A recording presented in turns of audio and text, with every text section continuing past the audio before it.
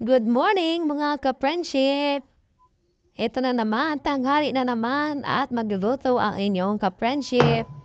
Ayan, pritong manok lang guys, ang aking lulutuin. Ayan, ipiprito ko lang to guys dahil may tira pa kami isda kahapon na sinabawang isda. Nilipat ko lang muna to guys sa malaking lagayan para ma-mix ko na maayos. Yan, timplahan na natin to guys ng asin at saka paminta. Yan, dagdagan natin yung paminta kasi mas masarap pag maraming paminta. Timplahan din natin guys na kaunting soy sauce.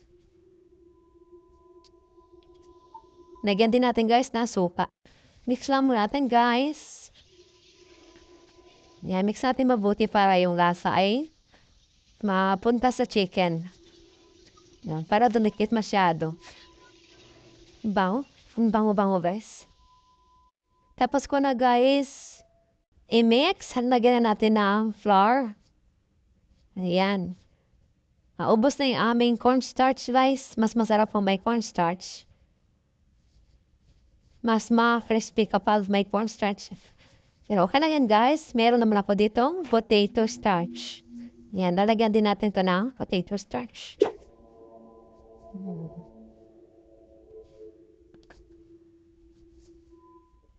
Dagdagan natin ang potato starch.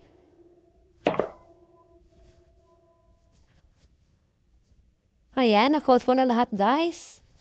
Ayan, prito natin guys yung manok. Ayan, natulog guys tong manok. Crispy na siya.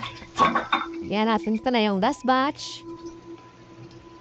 Yan, isang buong manok to guys. Yan guys, dito na rin kong chicken. Ayan. Inipat ko lang to guys sa lagayan. Ayan, nainipat ko na. Kain po tayo. Ito na yung aming tanghalian. Prito manok at sinabawang isda. Kain tayo guys.